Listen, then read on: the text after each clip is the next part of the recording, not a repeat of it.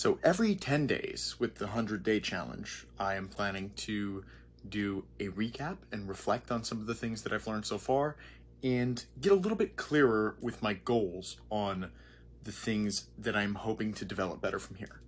So as far as the things that I've been learning so far, one of my biggest reflections is just on the importance of blocking out the noise and how essential that is for creating the space to do the meaningful work. Because if the option is between scrolling forever through stuff that's built to hijack our dopamine systems or doing the meaningful work that's kind of boring and that we're not really going to see any returns on for a long time, it's so easy to lose a really substantial percentage of those battles. And so I've seen a tremendous benefit in setting up my systems in such a way that my computer is just locked down, my phone is just locked down, and it's a giant pain in the ass for me to do anything besides the stuff that I want to do. And it's funny how big of a difference that makes. Because if you ask rational me, like what I want to do in practice, I'm never going to tell you scroll through Reddit for 5 hours. And yet I've spent too much of my life over the last while playing Reddit roulette and just logging onto my computer. And Reddit's not the only thing, but like that's just an example of like how stupid is that I'm just scrolling through nonsense. And that's not even to say that there's nothing useful on there, but the percentage of time that I spent on there and the ratio of meaningful moments that I've had on there, not good numbers. So just making the default be boring and then the option to actually do the work has been very beneficial. And then in conjunction with that, designing my systems so that they have clear requirements as to what is expected of me. I feel like this is something that I'm only beginning to tap into, but you know what? Like, this is the 14th video that will go live on this channel, and I started 2 weeks ago. I'm recording this on Friday night, and I posted my first one on a Sunday night, so it'll go live tomorrow. And that's not that long of a time to be consistent, but the difference between the version of me that was thinking about doing this and the version of me that was actually doing it is, one, getting started, and then two, setting the clear expectation for myself that look, I'm just going to do this every day. And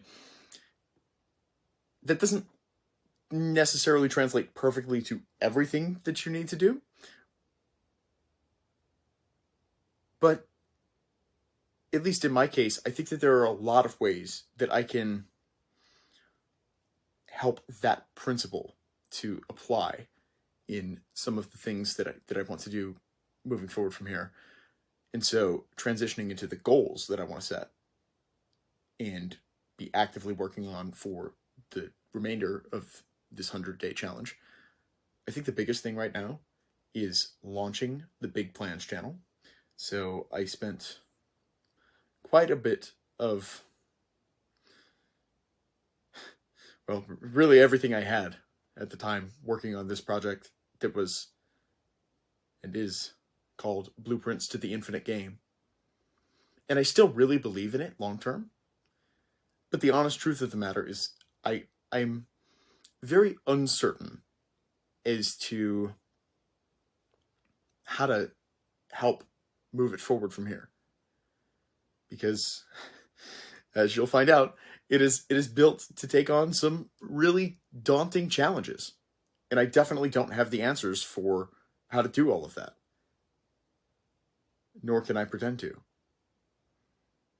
I just believe with everything in my being that it's important.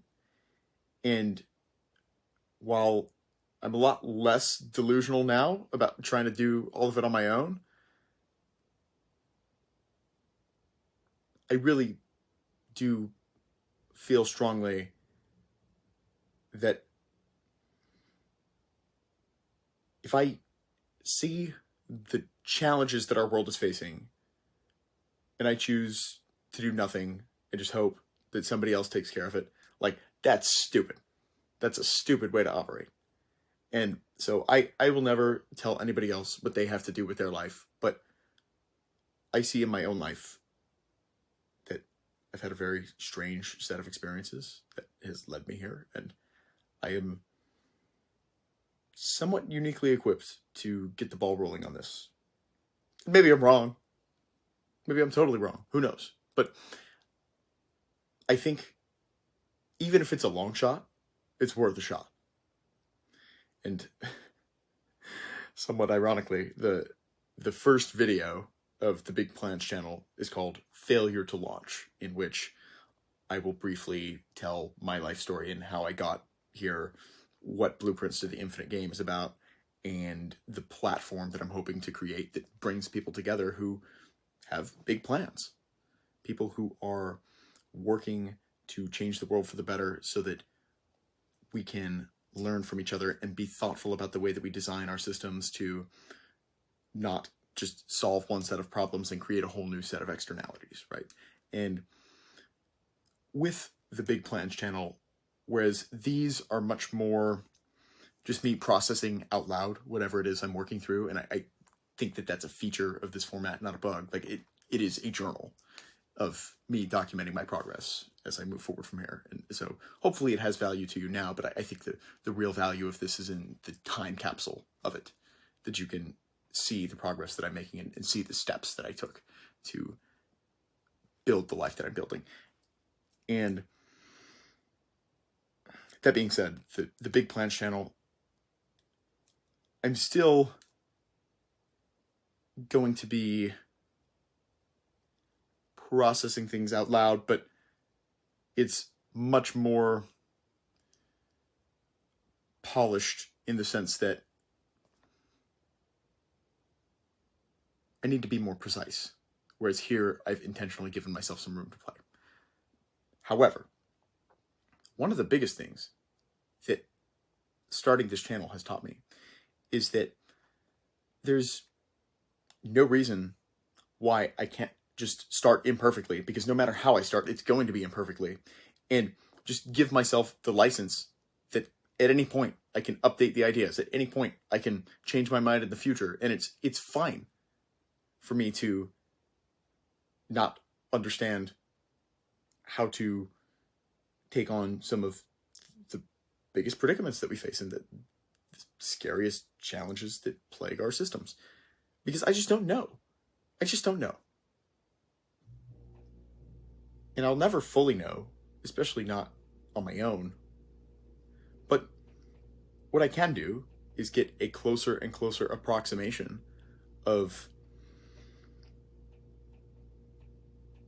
the version of myself who is capable of making a meaningful contribution to helping build better systems that self-correct instead of self-destruct.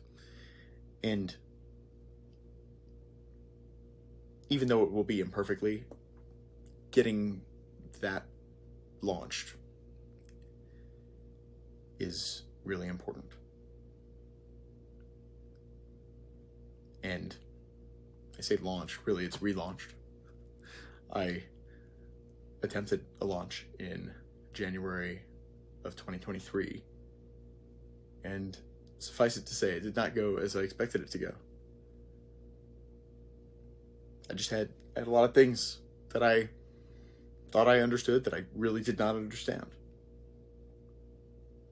There were just so many things that I completely underrated or left unweighted in my assessment of how to move forward. It's all very vague right now. The failure to launch video will make that a little bit more concrete. But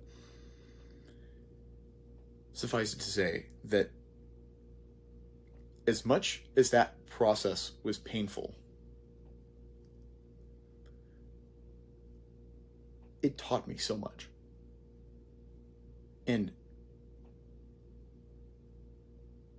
in that sense, if I go through the same thing again, which I guess is at some level the thing that I'm really afraid of, so what? I'm going to keep learning. I'm going to keep growing. And that's what I can do. So getting the failure to launch video put together, and then circling back to what I was talking about designing my systems with clear expectations of what I need to do, whether that's one video a week or one video per month for that specific channel. I'm not sure yet, because I know the workload that it takes to create the more polished videos. But I need to have specificity and regularity with the way that I'm approaching that. And so it's definitely not going to be one a day like this one, because the overhead for these videos is substantially lower than for something like that. And like I said, these just have a very different purpose. But it's time to get that launched and to stop being afraid. Because what I'm way more afraid of than the worst case failures there is doing nothing. And who knows if I can actually make a difference. I believe that there's a chance that I can. I think it would be really hard to prove that I can't. And if it's possible, I should give it everything I've got. And I can. And I think maybe the most important aspect of that to understand too is, like, when I do, I actually appreciate my life so much more when I'm just doing everything in my power to live the most meaningful life that I can create. Versus when I'm hiding from that, I never feel good about myself. Again, I won't ever try to tell you what to do. That's not the function of this. Rather than trying to be prescriptive about what others should do, this channel is just meant to describe what I'm doing and how I'm working and processing my own life, and doing so in the hopes that we can build a community of people who think about this similarly, who want to live a meaningful life in the best way that we can. And navigating the 21st century is not easy. But maybe if we do it together, we could do it a little bit better. So that is the biggest, most concrete goal that I have, is at least publishing that failure to launch video at some point during the course of the 100-day challenge. Preferably sooner than later. But I'm still trying to figure out exactly what it says. Let's say I have like 80% of it. But here's the thing. Maybe 80% is good enough in this case. Because if I'm trying to get it 100% perfect, like, I can kick that can down the road forever. It's just not helpful. I'd rather launch with the 80% is good version and describe it as such. And learn and grow. And I truly believe that by doing that, I will be able to learn and grow much more than if I tried to just ruminate and get the 97% version instead of the 80% version. Like, it's just not how learning happens in reality. Okay, then as far as two other goals that I have that I wrote down, I want to be a lot more consistent with my nutrition and training for growing my muscles in my lower body. This is something that I was very insecure about for a really long time, where I've had a lot of health problems, and I've had a really substantial number of injuries to my lower body. Again, I'll describe this in slightly more detail in Failure to Launch. But that's why I became a personal trainer, was because of all the physical therapy that I went through when I was a kid. And my legs have grown a lot. Like, they used to be tiny. It used to look like I had the upper body of a man and the lower body of like a 7th grade girl. It was awful. Now they're like regular, reasonably athletic adult man size, but I'm really big on taking what used to be weaknesses of mine and turning them into my strengths. And so it's time to get going on this. And it's not to say that I've been treading water lately, because I've still been progressing on some domains where my cardiovascular fitness is substantially better than it was 2 months ago. I've been getting in the pool like every single day. And I've still been doing some resistance training as well. But I'm a personal trainer. I know for a fact that I'm nowhere near optimized for this. And yeah, I get it. Like, there's only so many things I can take on at once. I can't drive all the adaptations at the same time.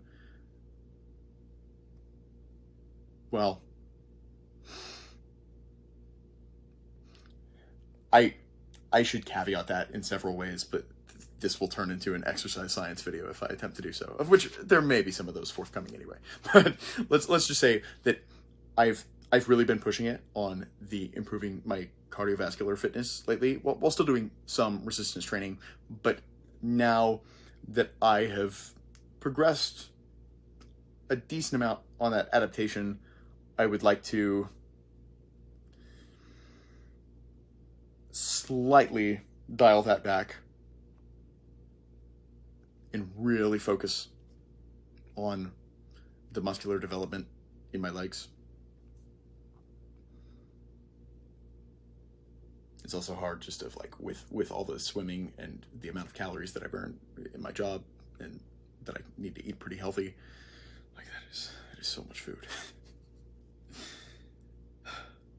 But I can do it. And if there was ever a first world problem, it's like, oh man, I have to eat so much healthy food. It's the stupidest thing in the world to whine about.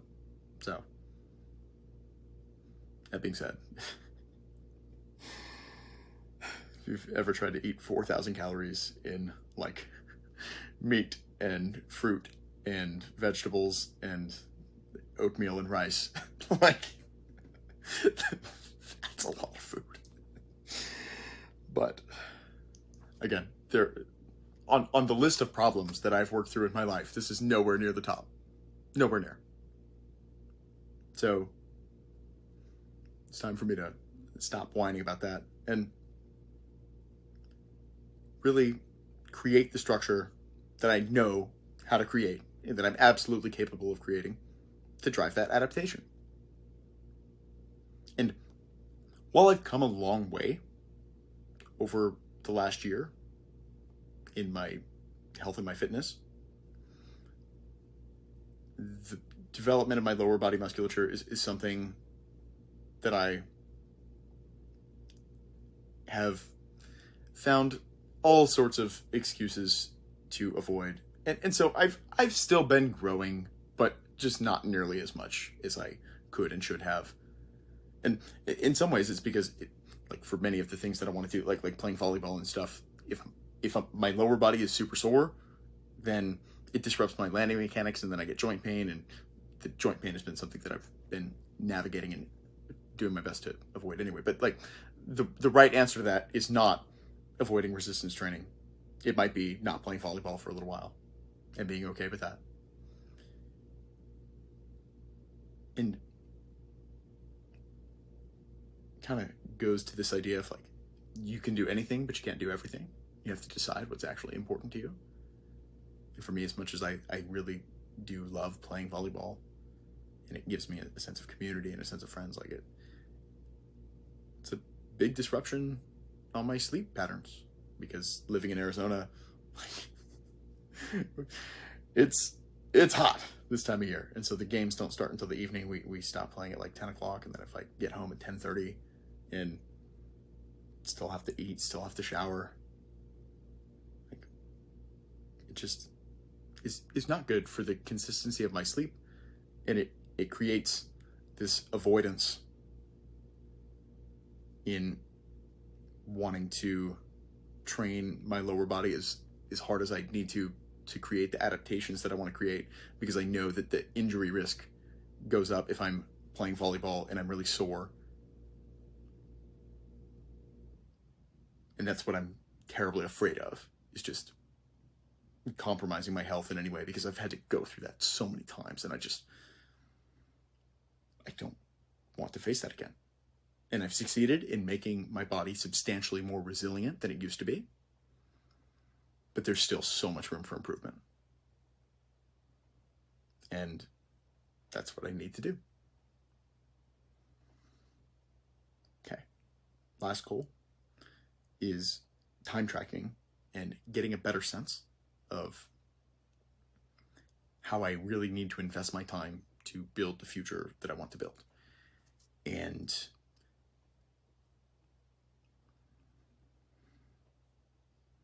this is one where lately I've been doing a lot better in blocking out the distractions and in actively engaging with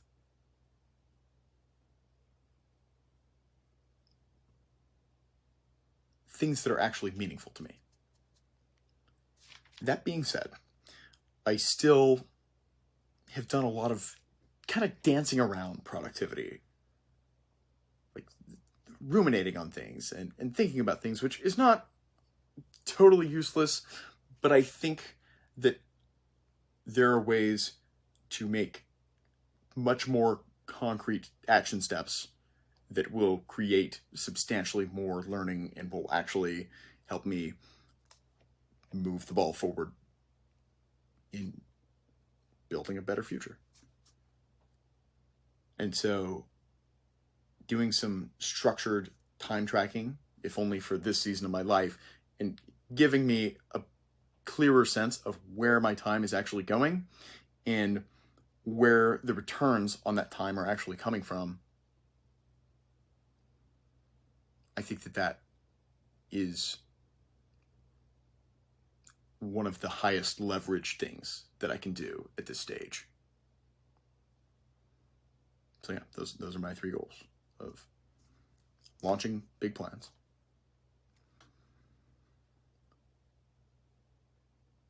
creating the structure surrounding my nutrition and my training to,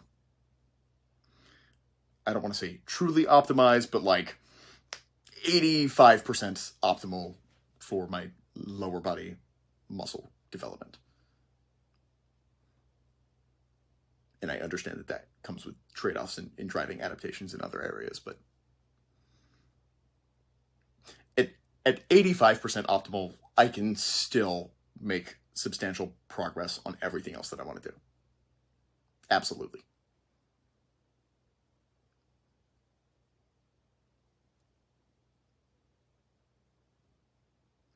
And then time tracking and doing the things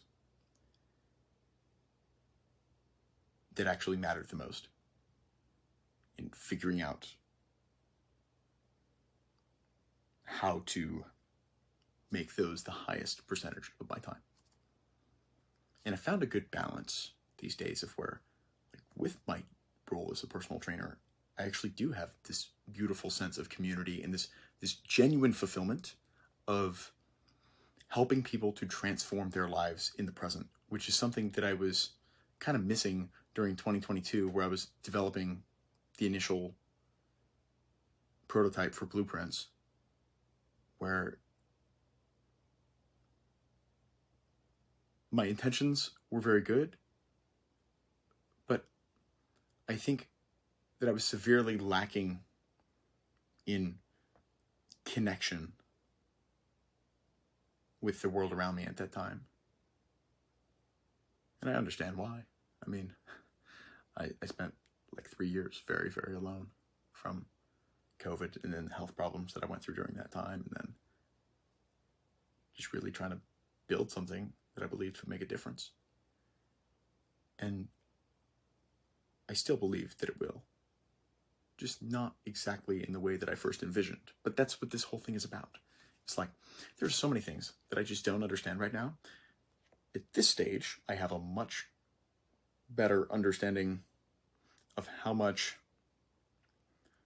I don't know that I don't know. I said that kind of weirdly, but hopefully it makes some sense. And that's okay. Learning comes through action. If I am consistently taking robustly positive actions that are helpful in building the life that I want to build for me and have positive externalities in helping other people, then I will continue to learn and I will continue to grow. And I just need to expand out my time horizons of where, I substantially overrated the amount of change that I could create in the span of one calendar year. But I think over the next few decades, the amount of positive impact I can make on the world around me while living the most meaningful and fulfilling life that I can live. I won't pretend to know exactly how that's going to go, and there are no guarantees. But I really believe that it's possible. And that sense of hope, that sense of genuine hope, is something that I was missing for such a long period of my life through my adolescence. And over the last year and a half, like from the failure to launch of the prototype to now, there were times when that hope got never fully extinguished, but it was certainly a lot dimmer than it is now. And I would say at this stage of my life,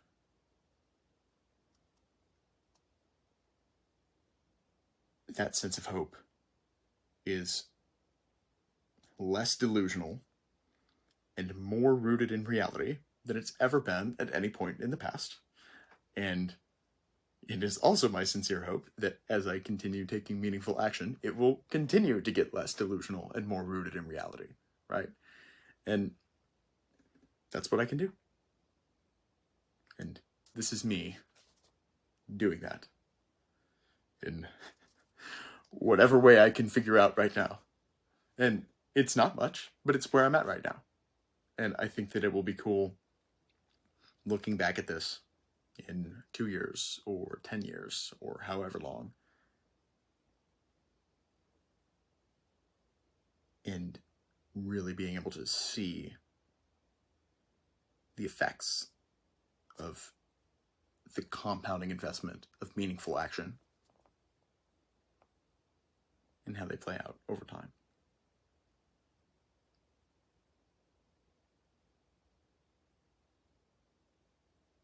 Well, it seems like as good a place to wrap as any. I love you tons, and I look forward to the next 90 days of this challenge. I guess the remaining thing for me to do is to give you the invitation of something to do with me. And I would say, choose one thing that you can do every day that will help you to start to develop some real consistency.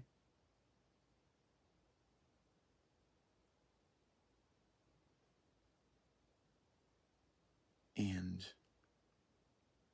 I think the practice of doing that will help to create a foundation that you can build from. I don't know your life. You know your life way better than I do. But I'm sincerely hopeful that in showing you how I'm processing whatever it is that I'm working through, and by giving you the behind the scenes of that it's helpful to you in being able to navigate your own life without having to make some of the mistakes that I've made, or go through some of the unnecessary pain that I've put myself through. Or maybe you've already experienced a lot of that. And at the very least, I hope this just helps you to feel a little bit less alone in this world.